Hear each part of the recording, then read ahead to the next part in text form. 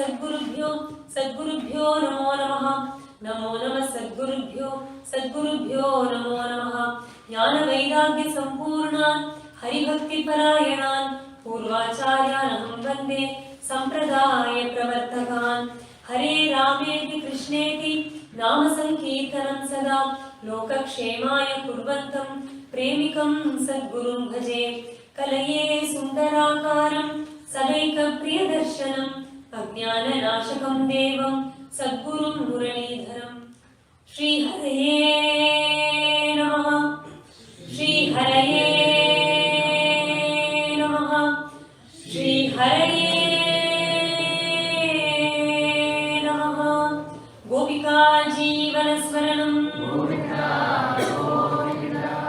May the divine grace of Lord Shri Hari, our very beloved Shri Madhuri Sakhi Sameta Premikavarda Thakurji, our Padmavati Sameta Shri Aishwarya Srinivasa Perumal, and by the immense kripa of our Guru Maharaj, His Holiness Maharanyam Shri Muralidhara Swamiji, we are all so blessed and so fortunate to be here today, to be a part of the very first Shri Aishwarya Srinivasa Perumal's Vaibhavam.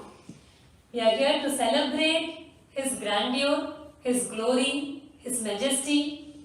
The moment we enter the temple, that's what hits us, right? When we look at Him, we see ulagam, uNda, peru, vAyA. We can see that. He's so majestic and we feel so blessed just to enter this temple. And that is Bhagavan's compassion that He has come and He has chosen this as His abode. And He is here sitting amongst us, just waiting for us. Our Guru Maharaj would say, Perumal is waiting for all of us to come and just have His darshan. That is how blessed we are to be here. And we have been doing this utsav as a year-end utsav for more than a decade now. As we all know, we have been a part of this many times. We have enjoyed it so much. And we started this utsav as soon as Bhagavan blessed us with this Namadwaar. Bhagavan first chose this place, this land, to be His abode. See the way Bhagavan prepares everything for His own arrival, because He knows that we are useless. If He leaves things to us, there is no way that we will do things that will befit Him. Because we are so human, and proudly so.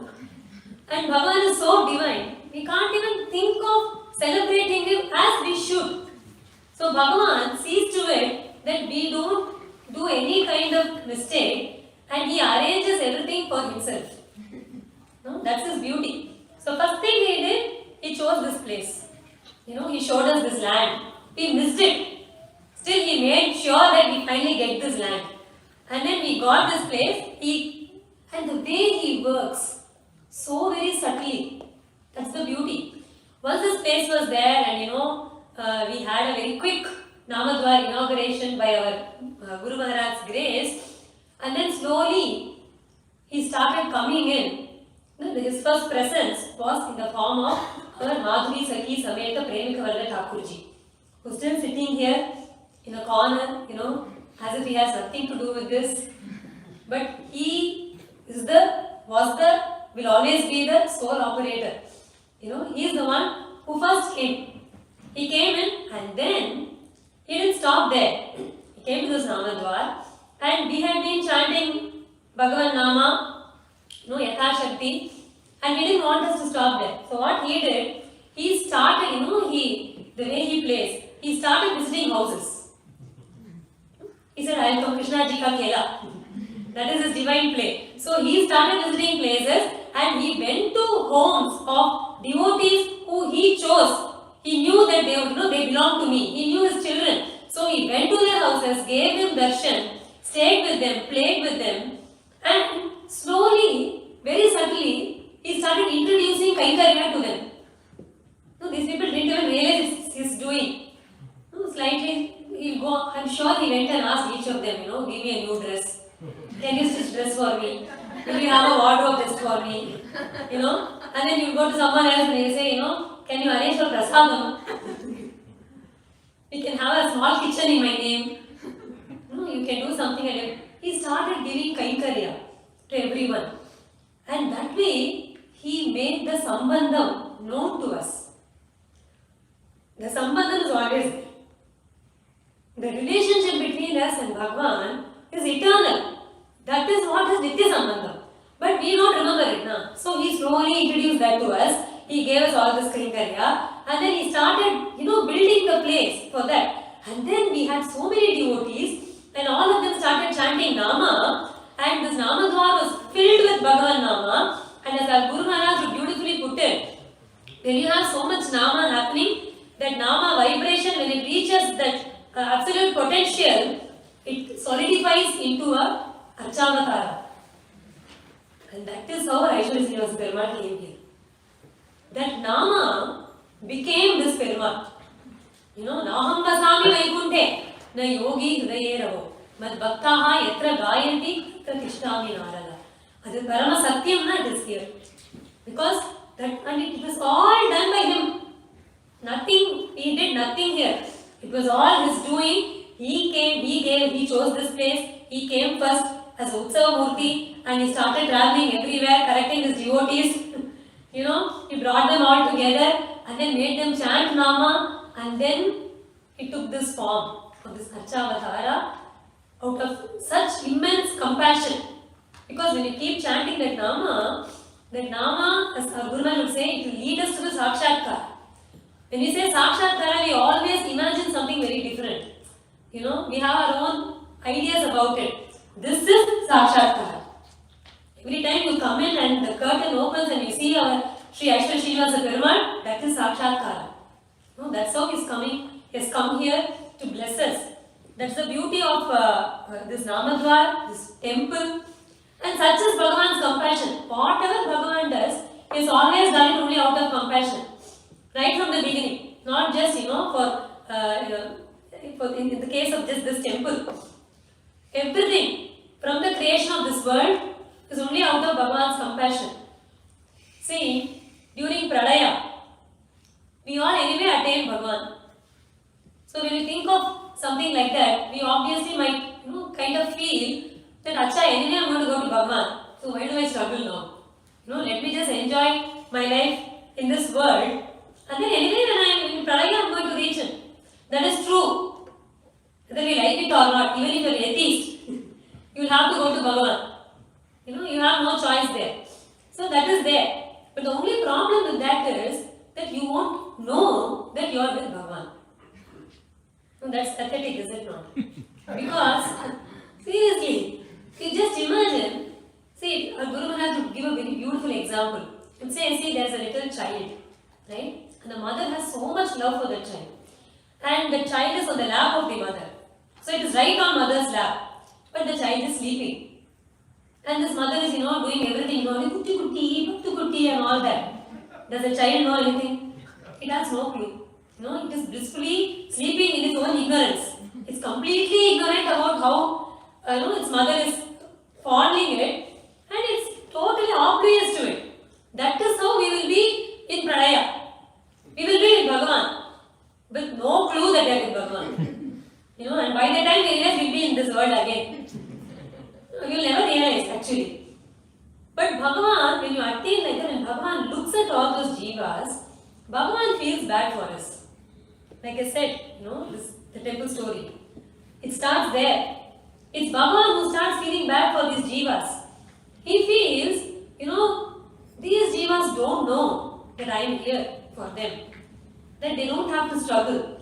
That they don't have to go through all the things, all the afflictions that they are going through in this world. They don't have to do that. They can just be with me because they are that bliss. I am that bliss. Mamai Vamsho, Jiva Loke, Jiva Bhuta Sanatanaha. They are my Amshas. So they can be happy. They are happy. They are happiness. It's not about they can be happy, they will be happy. They are that happiness. That fountainhead of happiness is right within them. But they are ignorant of it. So Bhagavan feels, let me do something about it. That's why in Vaishnava Sampradaya, they say, Manisarthena Padadana Pattu.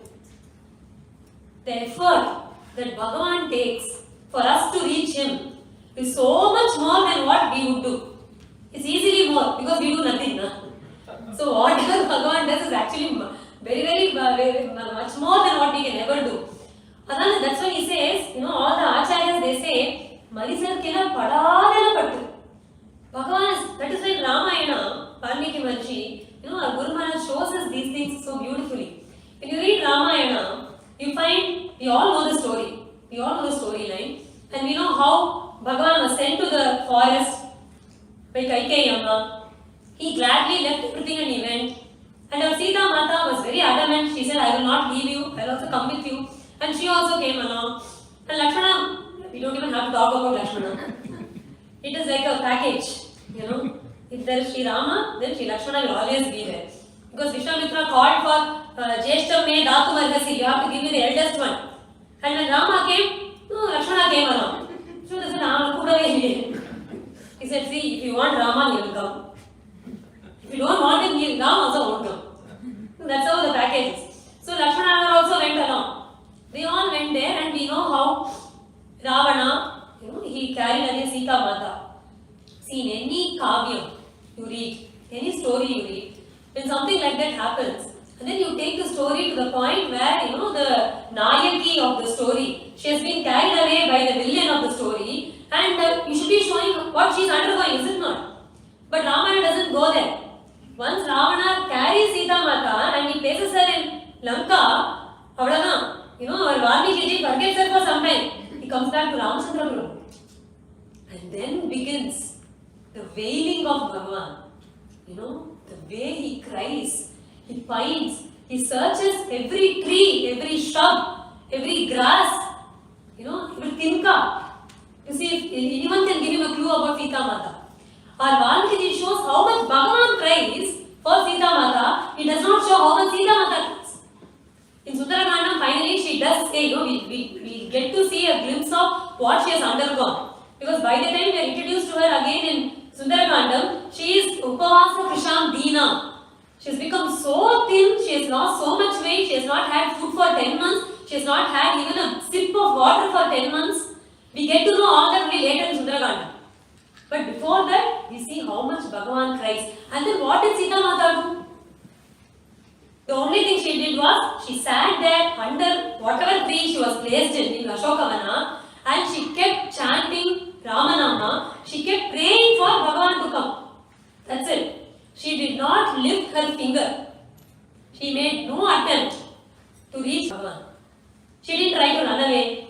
She didn't try to, fight. She didn't try to do anything. Once she reached Ashokavana, she didn't do anything. She just chanted Bhagavan Nama and she kept waiting for Bhagavan to come. That's what she did. But what did Bhagavan do? He walked all along. He crossed oceans. He sent messengers. He came and then he fought Ravana. He won over everything just to attain Sita Mata. Why would someone write a story like that?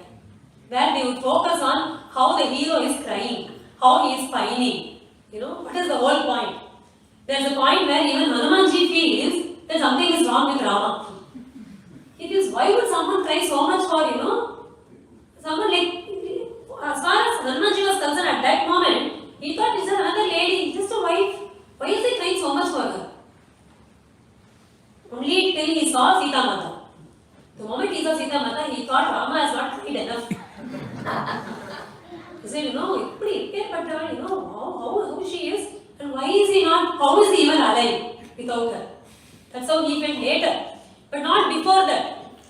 Why? Because if you look at it, Sita Mata was that Uttama Jiva. And Bhagavan pines for the Uttama Jiva to reach him. He cannot bear the separation. See, we are able to bear the separation because we don't even realize that we are separate. We don't know that.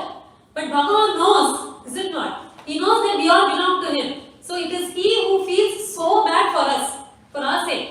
So it is somehow these kids should attain me. This jiva should attain me. That is why in Valmiki Ramayana, that part is shown because Bhagavan's effort to make a jiva come to him, to attain him, is much more than what the jiva can ever do. And even the jiva does whatever it can, it will always be less because it is not in our hands to attain Bhagavan. It's in Bhagavan's hands to take us. So all we can do is Sita Mata sit in a place and pray for it. Beg him. That's what we can do. Nothing else. So, that is why Acharya say, Manisar kena padadana pattu. He suffered so much for our sake. So, Bhagavan, he saw all these jivas in Pralayam. They're all with him, but they're totally, ignorant of him. He feels so bad. So, he thought, let us, give them an opportunity to know. So, what does he do? That is how he created this universe. He thought, let me create this universe. Create objects which can be enjoyed by the senses. And then he just creating this is not enough. So he took the jivas and he gave them karana kadebara. He gave them all the indriyas. He gave them, our organs. He gave us a form. And then he gave us all the indriyas and all the sense organs. So we have the object, we have the indriyas. So he thought, okay, once we send them to this world, they will see the beauty of this world with their eyes. They listen to all the beautiful music and the sounds, variety. They'll enjoy all that. And matrarthamcha, bhavarthamcha, atmane akalpanayacha. Srimad Bhagavan Shukacharya says, Bhagavan created this universe. He gave this karana kalebara to all the jivas, hoping that they will choose one path. There are many choices. Matrarthamcha. You can either just enjoy the world. Bhagavan has given this only for us to enjoy. So he said, okay, just enjoy the world. But with a hope. Bhagavan gave it with a hope that when you keep enjoying the world, at some point you will think. Because he has given us a brain now. So he thought at some point they will think, how come, this sun is coming up every day? Clockwork. I don't have to pray for it. How is there oxygen everywhere?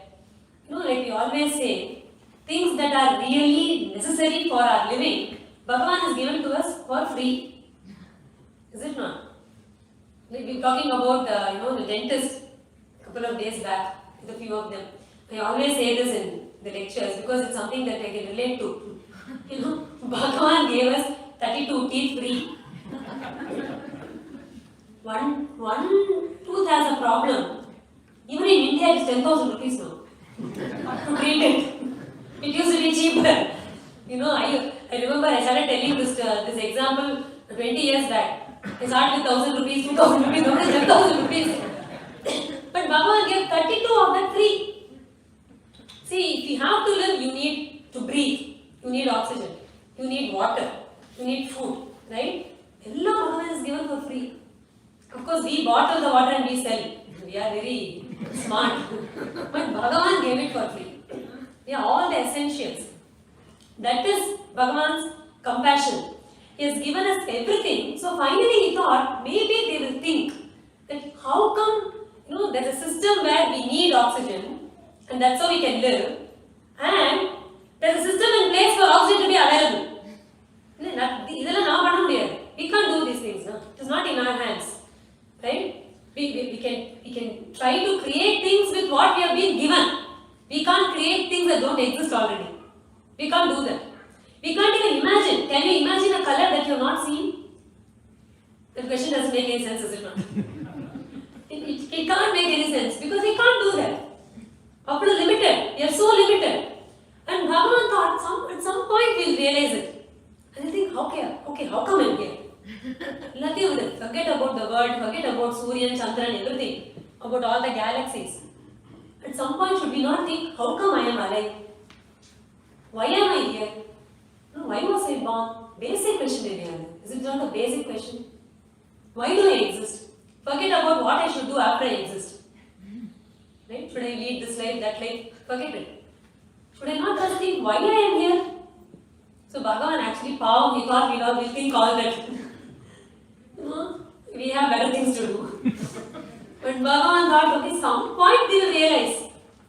And when they realize that, he thought they'll come in search of me.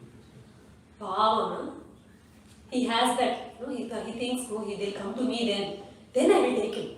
Why? Because Bhagavan does not want us to, he doesn't want to compel us to come. He doesn't want to force us. He wants us to come on our own accord. That's why he is giving us, he's throwing this rope, long rope, giving us opportunity every time, because he does not want to say, you all belong to me, come. He won't do that. So you should feel that relationship and you should come. You should desire to be with me. So Bhagavan just, arranges things for it. That doesn't happen. He says, Matrartamcha, Bhavartamcha, Atmaya Kalpanayacha. Or, if you don't enjoy the world, if you're smart enough, maybe you'll at least attain Kaivalya. You'll go for moksha. So you can either take the path of Nivritti, where it will lead you to moksha, or take the path of Pravritti, which can also ultimately lead to Bhagavan. To one purpose now. It can happen, or if you're very lucky, very fortunate, Bhavartamcha, you can become Bhakta. You can, Bhaktas, they are not bothered about Pravritti or Nivritti. They don't care about Vaikuntham or Moksham or whatever. Because they know wherever they are, they can do bhajana. And wherever they do bhajana, Bhagavan will come there. They don't have to go in search of it. So Bhagavan gave these options. And he said, choose one of the path. Choose any of them, and finally somehow you will come to me. That is the beauty there. In all these three paths, the goal is same. Finally going to Bhagavan. But he says that you can choose your path. Whatever you enjoy the most, go through that way. I will let you do that. And Bhagavan gave guidelines. He gave us shastras. He didn't throw us into this world and leave us without any direction. He has given us guidelines. He said that if you choose this path of Pravritti, this is how you have to go. This is how you will reach. This is how you should remember me. This is how you have to, have a discipline. Or you go to this Nivritti Marga, there are rules for that. Do that. He has given all that. He has given the guidelines. And after giving guidelines, after giving this word and creating a jivas with Karna Kalekara and all, Bhagavan rested. I think for a few seconds. Not more than that. Because instantly he realized that yes, most of his plan worked. People did choose. Most of them chose this Matrartamcha. The only part where it failed was nobody even bothered to question why. How these things exist, or no one turned towards Bhagavan because of that. They didn't want to strain themselves with all that thought. The simple thing was to just enjoy what was available, and most of them are lokayatas. Where Rinam Kritva Kritam Pibet. Which means if you have to eat well. If you don't have ghee, Karan Mangyar Sapu. Go to the next man, the next house, neighbor's house. Borrow some ghee. If tomorrow he asks you, yesterday you borrowed ghee, you want to give me back. He said, who are you? Don't bother about dharma, adharma. Who knows? Today you are alive. But people say, today you go somewhere, have you seen? None of us have seen. So why should I believe that? Simple lokayata. We all feel, we are all here only. Because Guru Maharaj would say always, being a astika. Astika, the general belief, the general definition for that is a believer in God. Right? That's a Perumal. Guru Maharaj would say, there is no difference between an astika and an astika. If being an astika, you make no attempt to know Bhagavan. Right? See, we are all astikas. There are a set of nastikas. You can have an argument with them. Are we any better than them? Why? Because if they ask us for proof, namakke kareyadu. Have we had any experience? No, we want to. But are we ready to put any effort towards it? Are we ready to exert ourselves towards it? No. Not really, not yet, at least. Tirumala would have seen Bhagavan by now. We didn't do it. We have been astikas for at least, for 43 years. But maybe we are better than, we have better understanding, we have, we become more sattvic, but we are not there yet. Yeah. So Bhagavan does not need a certificate from us telling that you exist. He knows he exists. Even if you don't accept it, he will still exist. Makes no difference. Is it not? So that's not the point. So most of them are only lokayatas. So Bhagavan understood that this is not enough. Even though he gave guidelines, people did not understand the purpose of those guidelines. The purpose of the Shastras was to attain Bhagavan. They missed on that. So Bhagavan thought, okay, let me make it more clear. How? By coming down. Being one among them. Mane kondu maan padiparpo. Just like if a deer hurts itself, you cannot go as a human being near it to remove the thorn in its foot. It will be very frightened, it will start running, it will make it worse. So it is said that you have to be another deer. You have to become a deer to go near a deer to help it out. Similarly, we as human beings, if Bhagavan comes as Bhagavan, First we won't even believe him. It will be a great insult for him. So he thought, let me instead become a human being and come as a human among them and move along with them and follow the guidelines, show them what can be attained by that. What can be attained? He came as a human being. Martyavatarya sriya martya shikshanam rakshobadhayaiva na kevalam vibho. Hanumanji says about Ramatavara in Srimad Bhagavatam. He says, Martyavataras tu iha martya shikshanam. To teach a human how to be a human, Bhagavan came as a human. Very sad. Huh? It's a great insult for us. You so you have to take that form and come to teach us. So he followed the guidelines he has given. See, he is very, very capable of changing the rules if he wants to. Why? He only created the rules. So he can change whatever. But just like us, just like how we create a game. You have cricket, you have soccer and all that. Who gave the rules? Human beings only. So when we play, when we are children, nobody will change the rules as we please. One pitch catch. But we don't do that in professional games, is it not? You stick to the rules. We all know fully well that it's all human-made, man-made rules. Nothing came as a system. We created it, but we stick to it. That is a part of the game. So Bhagavan's game is also like that. He only created the rules, but he will stick to it. Can he not change? Of course he can change. Anytime. Will he? He will not. Why? Because he doesn't want to. Without changing the rules, he can change things for us. That's his kartum, akartum, anita, kartum, shraddha. So if you ask, if everything is only under the rule, then what is the use of praying to Bhagavan? You don't have to worry about it. He will do the thinking for us. Hiranyakashipu thought a lot, but Bhagavan thought better than him. Remember, you don't have to strain ourselves. Bhagavan will take care of that. So Bhagavan came to Sri Ramachandra Prabhu and he stuck to the rules, to the letter, absolutely.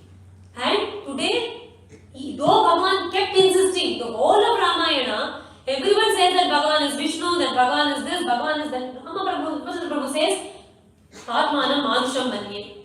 I am only a Manushya. Right? I am Dasharatha Putra. Don't, even when Brahma comes and tells me that you are Vishnu, he says, no, I'm Dasharatha Putra. Dasharatha is in Swarga, he comes down in the end. He says, Inarani Vishnu. He says, no, I am your Putra. That is so why, because Bhagavan wanted to show them that the moment you make people think that he is Bhagavan, he feels all the effort he has put in his avatara will be lost. Because in 1 second you throw it away and you say, Mama, he did everything because he is Bhagavan. So Bhagavan is very careful. He wants to be known as a human being. He says, I am a Manushya, and as a Manushya, I suffered more than, see, Bhagavan in Ramayana, he has suffered much more than what any human being would ever suffer. It is like, he chose all kinds of suffering and he packed everything in 14 years. He gave everything, but no compromise anywhere. He suffered everything, he cried.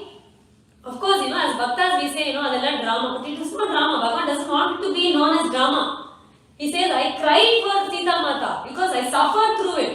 And still, I did not move away from dharma, the path of righteousness. That is what is important. That's what he came to show. So he is insisting. He says, I am a Manushya. And he did everything that he could to be a Manushya.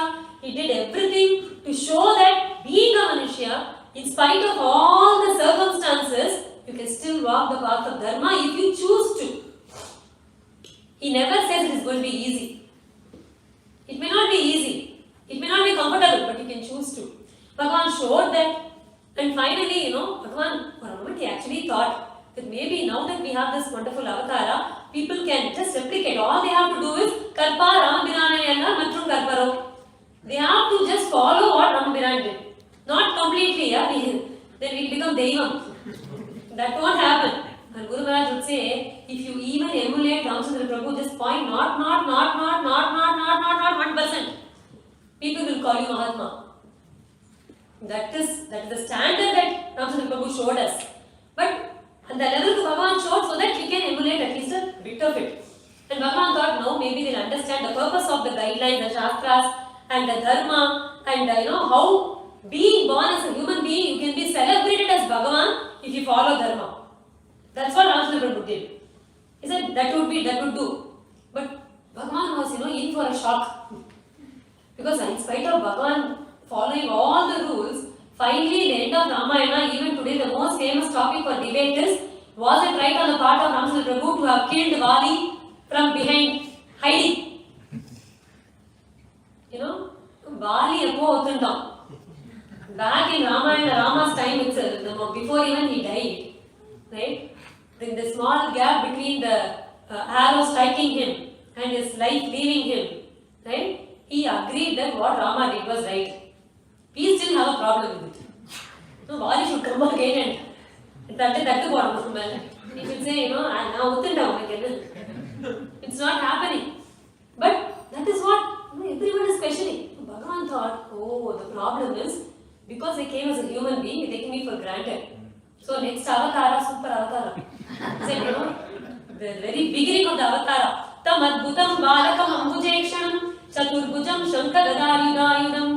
Perumal, Guru Maharaj says, கடைசி வரை தன்னை மனிதன் மனிதன் என்று சொல்லி வந்தாரே, ஆரம்பம் முதலே தன்னை தெய்வம் தெய்வம் என்று பறைசாற்றி கொண்டாரே. ஹரே ராமா ஹரே ராமா ஹரே ராமா என்று பாடிடுவோம், ஹரதாளம் போடாடுவோம். Hare Krishna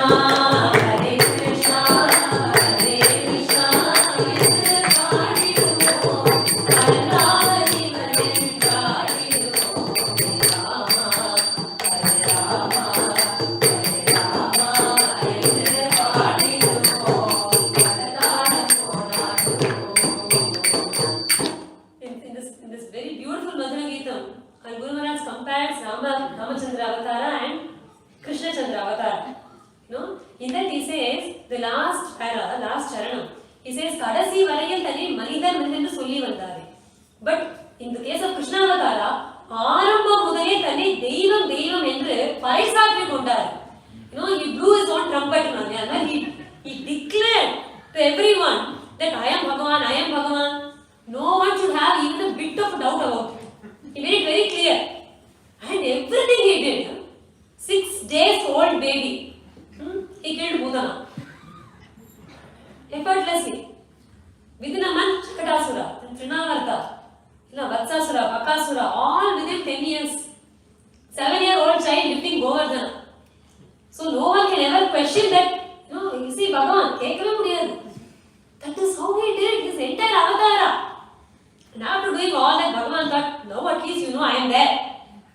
I came as Bhagavan to show you what is possible, what I am capable of, how I can protect you, how I can love you, how much I love you. He came down to show all that. End of the day, Bhagavan, he looked out and saw, okay, is my work done? Fail. Okay. எவ்வளோ arrears வச்சிருக்கான் தெரியுமா பகவான்? All because of us. Why? All fine. Why did you do rasam? Was it nice to dance with all those girls? That's what we do. See, அதுக்கு முன்னாடி நான் மறைய தூக்கினேன் கடுகு தெரியும். And even during rasam, I took thousands of forms. You could not see that. We can't. So Bhagavan, he gave up. He thought, okay, if we come, it's not going to be of much use anymore. Because whatever you do, they'll find fault. See, if it had been someone else, if it had been a normal human being, you would give up now, you'll be so angry. And you won't want, you'll say, Jekadamla kettuko. In Tamil, I like Tamil a lot. You get scolded. It's difficult to, bring that in English. You kind of give up totally. That's what you would do. But Bhagavan is not like that. He thinks, okay, let me be more approachable. In some form that I can just shower my grace. And some form that I can tolerate their insults. Because the moment I take some form, which is human or even divine, with any bit of consciousness, like any chaitanyam in it, I become sensitive. Every time I come down, I think, okay, this time I will be And then this Hiranyakashipu comes. I lose all my temper. And I think I'm just hitting you by killing. It happens every time. In every avatar. So Bhagavan thought I should do something where I'll be showering only my grace. So Bhagavan does that. He steps down. Every time he steps down, makes himself more approachable. In Vaishnava Sampradaya, they compare the various states in which Bhagavan is to different states of water. The very first state of Bhagavan is in Paramapadam, in Vaikuntha, as Vaikuntha Natha. And in Sampradaya, they compare that state of Bhagavan in Vaikuntha to something called Karanodakam. See, just like when a child is born in the womb of the mother, there is some Garbha Jala, is it not? There is some water in it. That's where this child is growing. And before this universe came, there was something called Karanodaka. We can't even imagine something like that. Is it not? Because there is no before universe. The time started only with the universe. So when I say before, it's only for us to understand. There is no before time, there is no after time. It's all a construct that's just within this universe. But what of something that's before this universe? Before even this universe was there. When Kala had just, begun. There was a water called Karanodakam. It's also called Garbhodakam. That is where this entire universe came from. So this Paramapadam is compared to that Garbhodakam or Karanodakam. The beauty is that water is of no use to us. But I can't even imagine that water. I don't even know what it is. And it is not approachable at all. If you feel thirsty now, can you drink Karanodakam? It doesn't exist anymore because that is what has become this universe. So it is totally unreachable. That Vaikuntha Pati is only this universe. But we can't attain him, we don't understand him, not approachable. So Bhagavan thought, let me become more approachable. How? He stepped down. Instead of his home, his residence, he came to his Karyalaya, his office, which is called Kshiradhi. So that is more approachable. You can find all the devas constantly going there. Not constantly, just like we go to temple only when we have problem, they go to Kshiradhi only when they have problem. Not otherwise. That's how they are. Only then they will remember Bhagavan. Oh, Kshiradhi, let us go. And then when they forget, Bhagavan will remind them and get them back. So that is Kshiradhi. And Bhagavan in the Kshiradhi is compared to the water of the clouds. The rain clouds. If you look at the clouds, the dark rain clouds, obviously it has some water in it. But if you are thirsty, can you drink it? No. You can't. But it is said in our scriptures that there are a few birds which can actually drink water from the clouds. So Bhagavan was approachable, not to us, but to devas. Just like there are few birds which can drink water from the clouds, there are devas who can go and have darshan of Bhagavan in Kshiradhi. Nobody can go to Vaikuntha. The rarest of the rare can go to Vaikuntha. But many can go to Kshiradhi. But Bhagavan thought even that is not enough. That's how Bhagavan came as Vaibhavam. And we know what happened. He came as Ramavatara, as Krishnavatara. And that, the Vaibhavam of Bhagavan is compared to the rain. The rainwater itself. Now, rainwater is something that we can all relate to. Because we know, we enjoy rain, we get water from rain, it is tangible, it is approachable, everything. So when Bhagavan came in Vaibhavam, he was like rainwater, he was one among us, he came as king, he was ruling places, so people could talk to him, and many people understood he is Bhagavan, most of them did not, but there were a few who could understand that he was Bhagavan. Everything happened. The only problem is, just in the case of rain, you have to be in the place where it is raining. Is it not? See, Bhagavan was born in Ayodhya. Of course, Ramchandra Prabhu walked all through South India, he went to Lanka and all. But how many people would have actually seen him? How many people would have realized, that he is Bhagavan? In Krishnavatara, Bhagavan spent most of the time working for Pandavas. Totally busy, taking care of the family business. So how many would have realized, how many would have gone to Dwaraka or gone to Hastinapura to see Bhagavan? But people who lived in Hastinapura, who lived in Dwaraka, they would have enjoyed Bhagavan's Sangam. So So vAyA is like rainwater. If you have to enjoy it, take the benefit of it, reap the benefit of it, you have to be there in the time. For example, we all know Krishna was born in Dwapara Yuga, but were we born? I am sure we were not. Because in Ramadara, in Treta Yuga, had we been born in Ayodhya, had we lived there, no pull poondu undrindriye. Everybody was taken to Vaikunta. Since we have come back, obviously we were not there. Not even as a pullu. Otherwise, you would have attained Vaikunta Saketapuri long ago. We didn't. So, that is Vaibhavam. And then, there is this Bhagavan who is there always with us.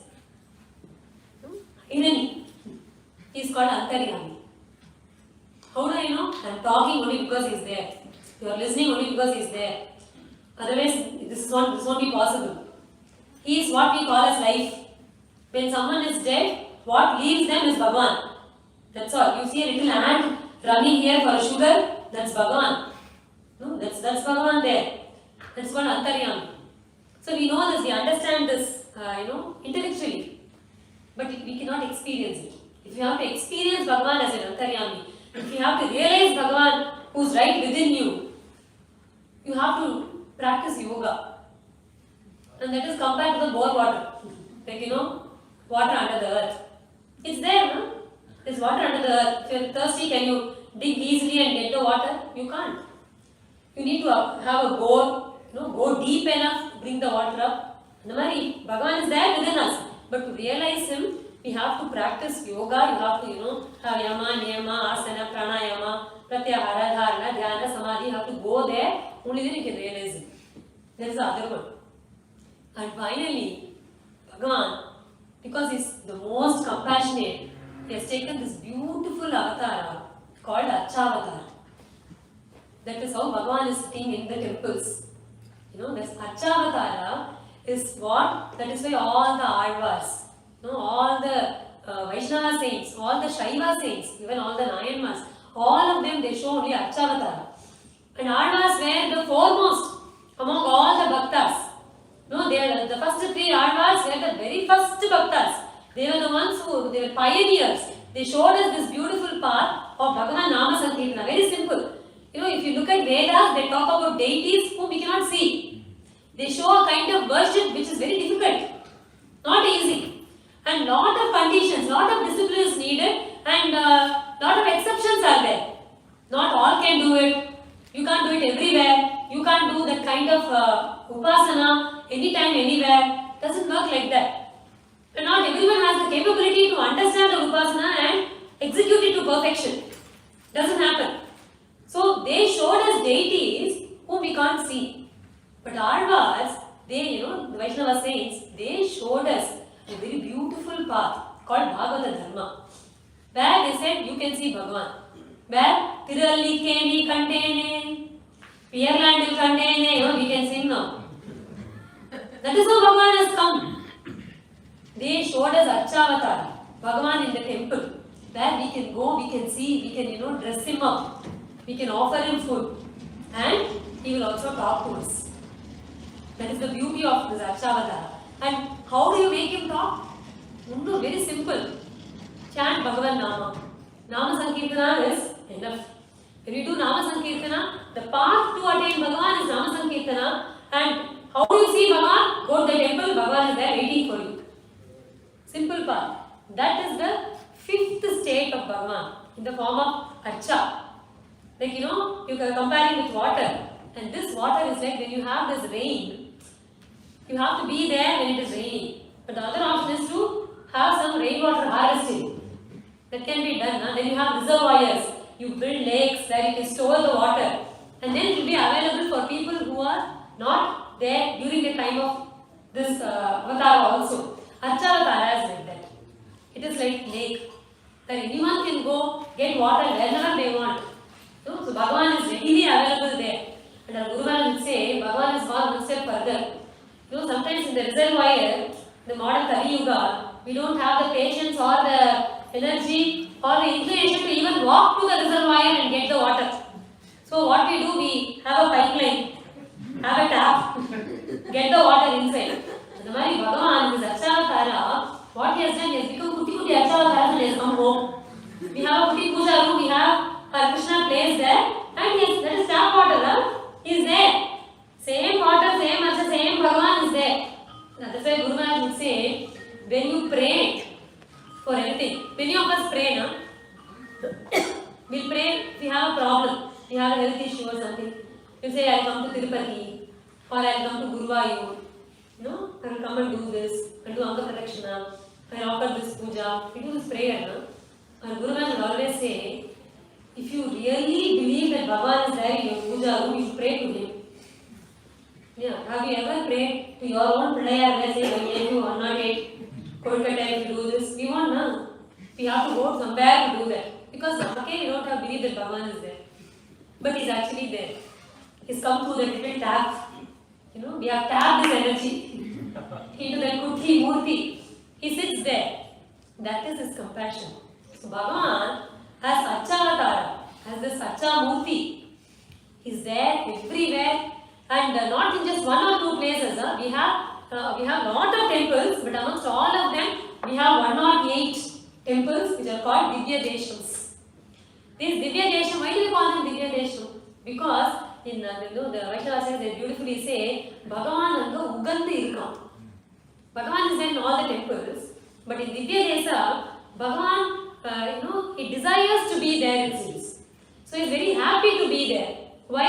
Like he said, Namasami Vaikunte na yogi hridayaravo madbhakta yatra gayanti. Those were the temples where Alvars went and sang Bhagavan's glory. And these Alvars, they were sent by Bhagavan himself. When Bhagavan had many arrears, sometimes people pay someone to write the exam for them. Bhagavan did something like that. He said, I can't do it. You people go. And you bring them to me. And he sent all the Nitya Suris. See, in Vaikuntha, there are people called Muktas and Nityas. Nityas, they are always there. Like, they have always been with Bhagavan. They are called Nitya Suris. Muktas are people who attain Mukti and they go there. Right? So these Nityas are Nitya Suris, and these Nitya Suris only came as Alvas. So they are also called Divya Suris. And since they are called Divya Suris, the Prabandham, the pasurams that they sang on Bhagavan, they are called Divya Prabandham, and the temples in which they were sung, it is called Divyadesam. That's how we have 108 Divyadesams. And among this 108 Divyadesams, 3 of them are very, very important. In Sampradayam, we call it as Kovil, Perumal Kovil, Tirumala. See, generally in Tamil, when you say Kovil, it means temple. Is it not? But in Sampradaya, it is not. In Vaishnava Sampradaya, it's not like that. If you say Kovil, it means only Srirangam. Only Periya Kovil is called Kovil. Nothing else is Kovil. That's only Kovil. So that is one, Srirangam, the topmost. And then we have Perumal Kovil. When you say Perumal Kovil, it means Kanchipuram, our Radharajan. Perulalan. And Perudevi Taya. So that is the second one. And third is Tirumala. We all know. These 3 are very important, and you can see every Acharya till today, every Acharya has started their journey, of emancipating this entire world only from Srirangam. Their Kaikarya begins only there. And Kanchipuram is like their mother's place.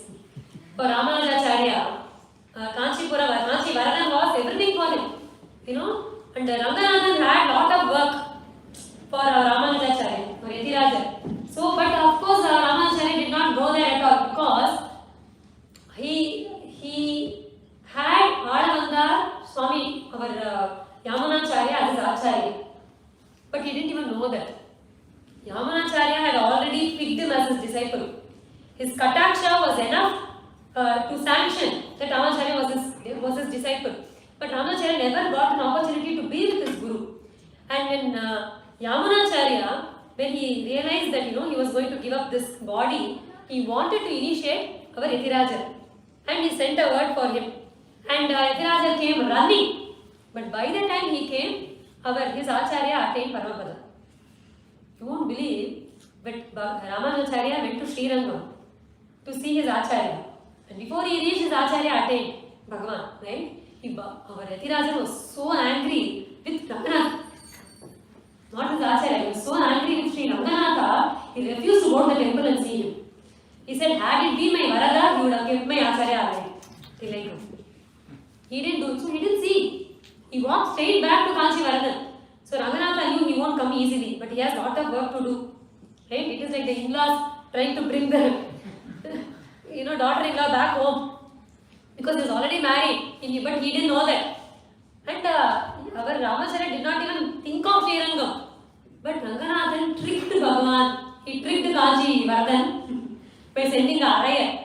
This Arayar came and he sang a beautiful pasuram. And Varadan, poor Varadan, he's so soft at his heart. He had no clue what was happening. When this Arayar sang beautifully, the Arayar, what they do Anukaranam. So they pick up one pasuram and they enact it. And the way, Srirangata Arayar, they're so great at it. Because they all come from the parampara of Sakshat Alavanda. That's what they call Arayar. Arayar in Tamil it is Arasar, king. Because they all come from that family of Alavanda, who was a king. Ramacharya was a king. So they do it beautifully. And Varada was, in this Sokkipeta. So, not knowing what he was telling, he said, ask whatever you want. The next second, he said, give me Ramanuja. Wow, he couldn't do anything, he had to give. That is how Ramacharya came to Srirangam. So, he kept crying, it seems. He was so sad, he didn't want to leave Varadan, but he knew his work was there. So, he went to Srirangam. So, these kshetras, they are very unique. They have so many stories to tell in all these Acharya's charitras when we see. So that is how these two are important, and Tirumala is where all the Alvas and Acharyas go and fall at the feet and say Sharanagati. That's it.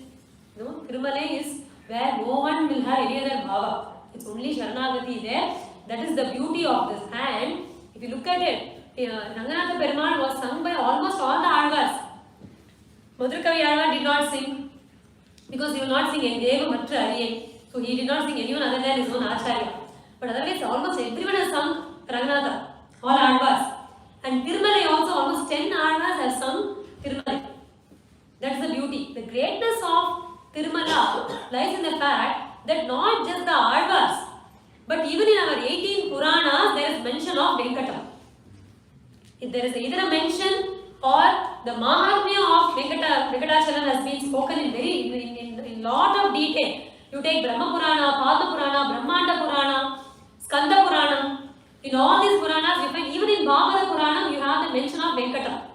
When we talk about the Balramji's Tirtha Yatra, we see that he has gone to Venkatachalam and he has come. So there is a mention everywhere. All the Shastras, even Vedas, they all speak of this Tiruvenkatam. That is the greatness of this temple. And if you see, even today, if you go to Tirupati, any time, any day, any hour you go there, you will have so many flood of devotees there. Our Guru Maharaj will say, if you look at all the temples in the world, if you have to pick one, you can easily pick Tirumala.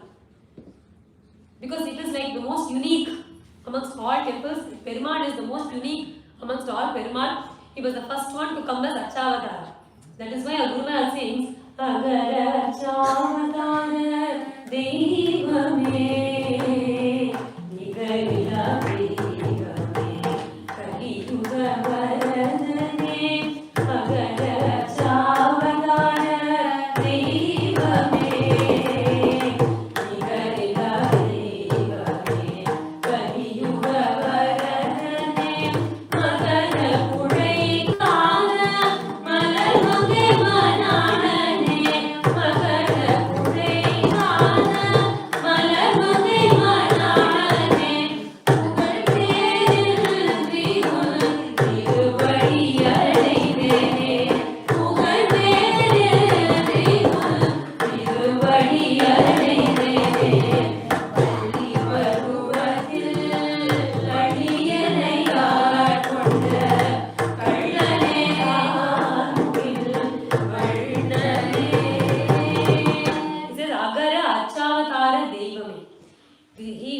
Tirupati Perumal was the first Archavatara Murti to come and bless this world. So he is called Agara, the first Agara Mudal Eluthalam Solrone. Agara Archavatara Devam was for Tirupati Perumal. And if you look at all the other kshetras, like we said, all the Alvas have had many different bhavas. In some places they have sung Bhagavan as Nayaka, they become Nayaki. That's why we have Parakala Nayaki, Parampusha Nayaki, or Tirumangayalvar, Nammazhwar, they all have this Nayaki Bhava. In many kshetras they have had that. In many kshetras, like Periyalvar has sung in many kshetras as his child. He has celebrated Bhagavan there as his child. That Vatsalya Bhava. You can see all that everywhere. But you take any Alvar's pasuram, where they have sung Tirumala. The only thing they do is they have no other Bhava. No Vatsalya Bhava, no Nayaka Nayaki Bhava. Those things doesn't work there. The only thing they do is Sharanagati. Total ammAnE happens only in Tirumala. Periyalvar, even when he went to Shalagramam is only, it's just a stone. Bhagavan is in the form of literally just a stone without even avayavas. That's how he is. There he sings the Shalagrama as Tiruthakannan. This is the Kannan who did all this Makanchori Leela. He is able to sing like that.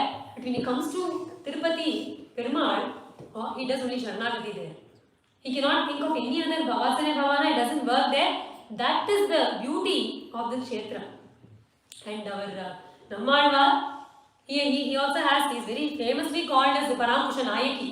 He is always the Nayaki Bhava. And most of the pasurams are only like that. Either it will be him singing, as in the form of Nayaki, or it will be his mother wondering what's wrong with my daughter.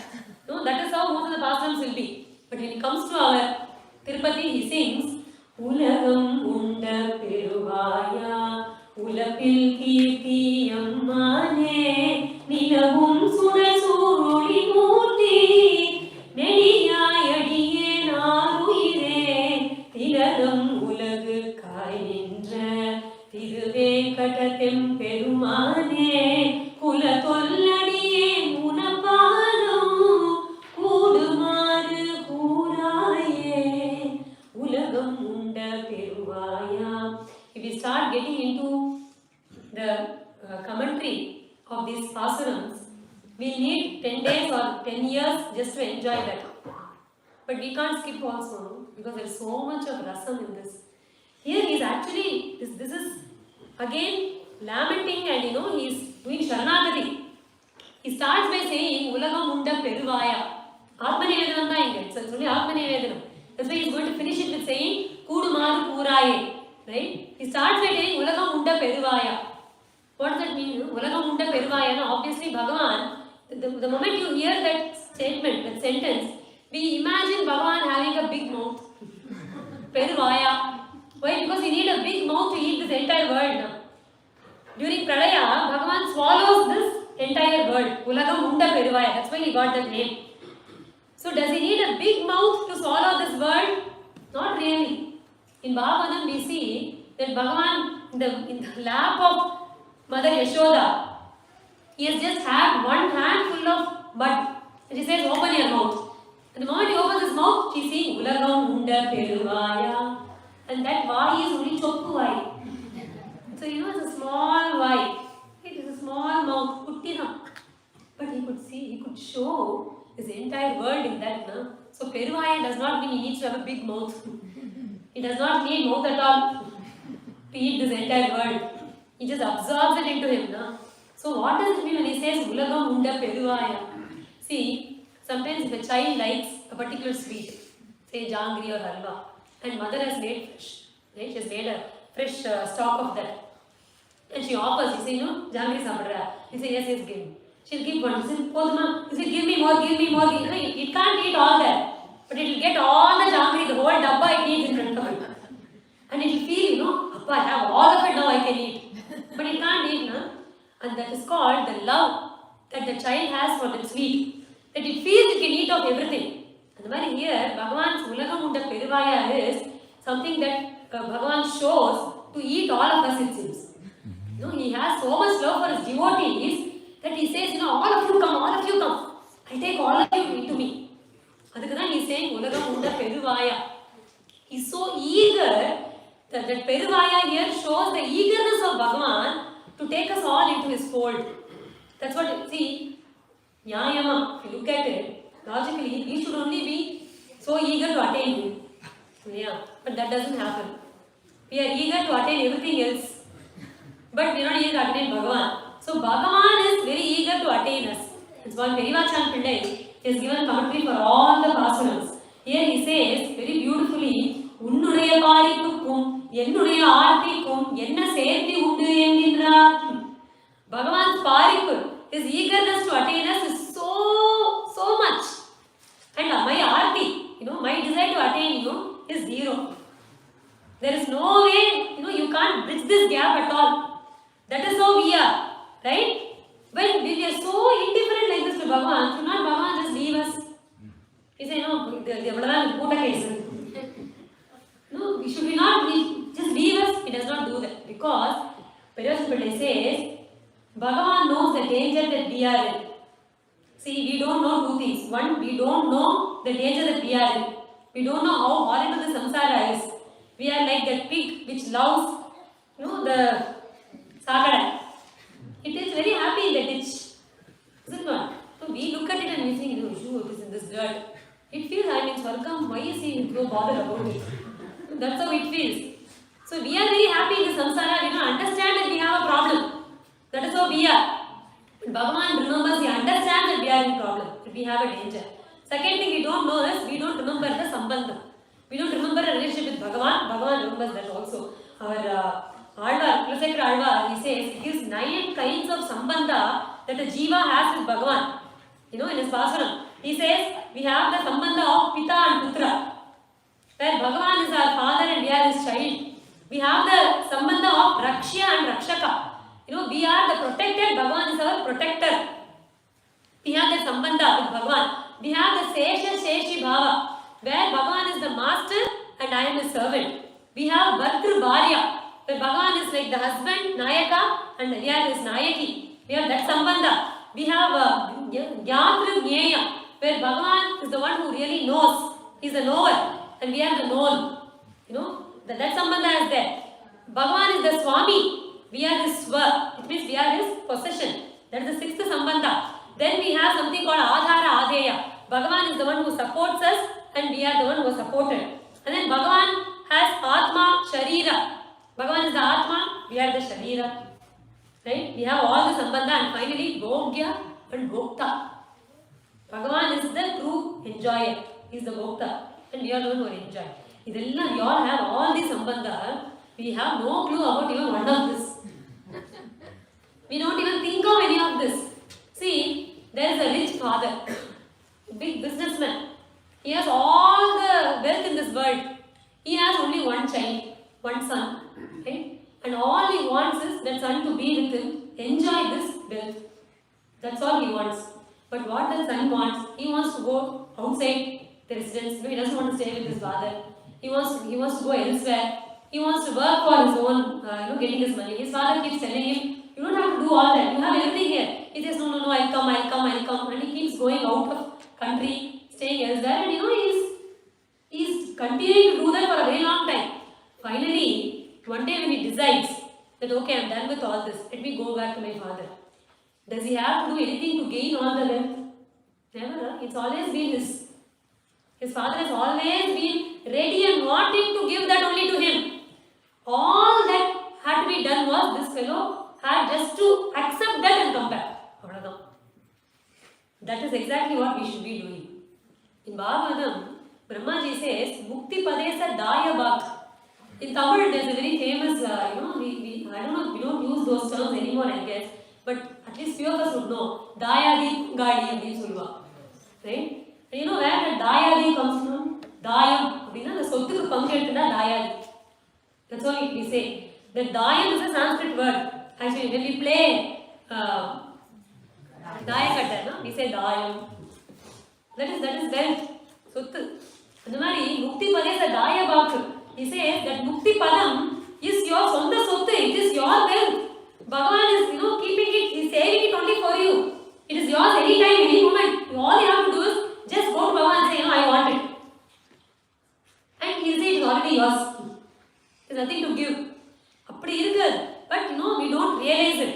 So he says, since we don't know about the danger that we are in, and we don't remember the relationship, Bhagavan remembers the sambandham and he understands, oh my God, this child is in danger, And he wants to, that is the Paripur. That's why he is eager to save us from the samsara and take us all into his fold. Ulagam, uNda, peru, vAyA. That's what he says. Normally, if you leave it to us, we would not go near him at all. There's a very beautiful kirtan of our Guruji, our Guru Maharaj, where he sings, Unnai nokki naan vandal mattum poradhu, enai nokki neeyum vara vendum. But sometimes when I sing that song, I feel see, our Guru Maharaj from his level he has written that. Right? Sometimes when I feel if I have to sing, I will sing, Unnai nokki naan varave maaten, enai nee nokki vandala undu. Because that is how we will be. But how is Bhagavan? Alachiyam sevavarayum, lachiyam sevavarayum, alachiyam sevavarayum, lachiyam sevavarayum, anikam selvum,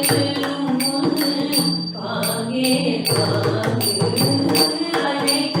selvum, paage paage. It was the 30th of December.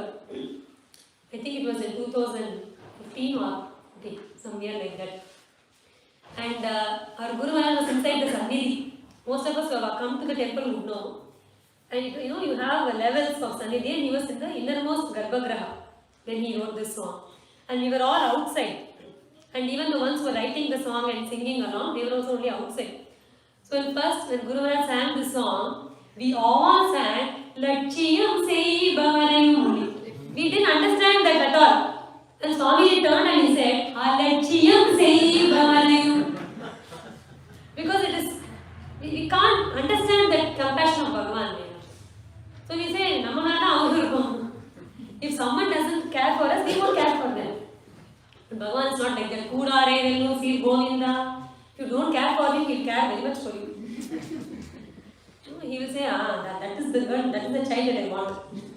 That's how he'll feel. So Bhagavan, though we don't realize that we have to go to him, he realizes it and he comes. That's why he says, ulagam uNda peru vAyA. And here Alvar, he says this ulagam uNda peru vAyA. That Perivachan today gives a beautiful authority for this. He says, why does Alvar take that ulagam uNda peru vAyA? Through Sharanagati. He says, Pradayanavatire yonokuvadu. Samsaraanavatile akapattavare nokalagado. He says, you are all set to take us unto yourself in Pradaya. You are looking at all the jivas in Pradaya Jalam, and he says, oh, these jivas are suffering. Let me, take them unto me. Why are you looking at us when in Pradayam? Look at us when in Samsara now. Don't wait for Pradayam. Samsara sagar tirumala nokalagado. I am in Samsara sagaram now suffering. Krishna, look at me and take me now. So it's ulagam uNda peru vAyA. It reminds us of Pralayam, because it's only at Pralayam that Bhagavan swallows this entire universe. So he says, you are taking us in during Pralayam, take us in Samsara. And then he says, apekshiyadavarko udavadu, apekshitarku udavaragado. In during Pralaya, those jivas, they don't care about you at all. Did they ask you? Did they beg you to take them into your fold? Nothing, They are totally apekshiyadavargal. They are not asking for it, but you are taking them unto yourself. I am begging you. Why are you not taking me unto yourself now? Then he says, Sharira yugathukku varum aavatto nokalagadu, sattai aliyum aavattu nokalagado. He says in Pralaya, all that is having a danger is only my body. But now in Samsara, my Atma Swarupam is having this hani. Will you not save me from that? No, that is what he says. Jala pralayattuko nokalagadu, viraha pralayattuko nokalagado. When I am caught in Jala Pralaya, you look at me and you take me into yourself. But of course, without, you are not giving me jnana. But at least take me into yourself. But in viraha pralaya, now I am in this pralaya of viraham. Will you not accept me? This is the best. He says, Piravaru Mavatto Nokalagadu, uNda Mavattu Nokalagadu. He says, when everyone else, when I have a danger from everyone else, you come running to save me. Where will I go when the danger is from you? And Bhagavan is like, what did I do? The very fact that you have not taken me on your fault is a danger for me. You should do that. That's why he says finally, Kudumaru Kuraye. The beautiful, the commentary there is, he says, Unakku o Rukti, Yanakku Stupa Lava. He says, Krishna, how much ever I try to come to you, I cannot do that. I'm not capable of it. I know that you know that. But for you to take me onto your fold, all you have to do is Unakku o Rukti. You just have to say one word, Va. Just say one word, Va. If you say Va, whatever the obstacles, everything will just go away and I'll be able to attain you. If that is not done, if you don't call me, if you don't say Va, how much ever I attempt, I can never reach you. So please, Kudumaru Kuraye, you please tell me that Va, just one word. You don't even have to write a letter. You don't have to, say a whole sentence. Just one word, Unakku oru Ukti. Just say Va. That is how Alvar surrenders to Bhagavan, Kudumaru Kuraye, our Tirupati, Venkateshwara Murti is such that everyone goes to him and they say, Sarvaloka Sharanya, Sri Sheshadri Shikara Prabhu. That is why our Guru Maharaj also does only Sharanagati at the feet of our Srinivasa Perumal. Our Guru Maharaj's most favorite deity is our Srinivasa Perumal. And he says, all I need is only this. What?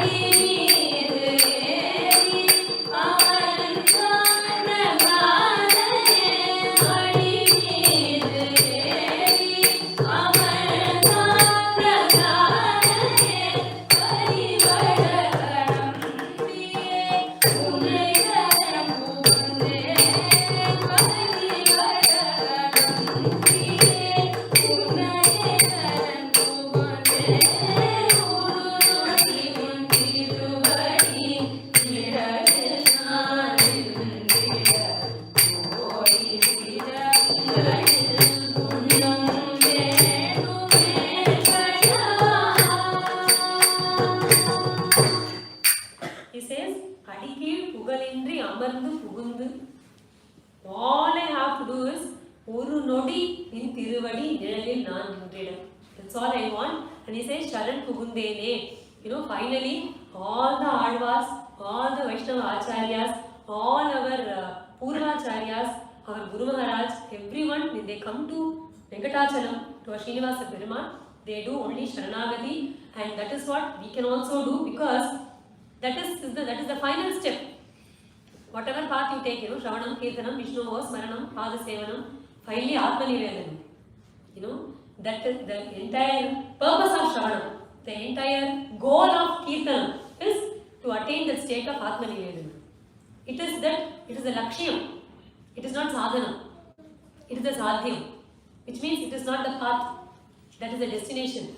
No, that's where we have to go, and Tirumala is the destination. No, that is where we have to go. Today we just saw the introduction of, started off with our Venkateshwara Vaibhavam, and tomorrow we'll see how Bhagavan decided to come to this Tirupati, how out of compassion he chose this Archavatara Murti, and the other stories we'll be enjoying in the next 6 days.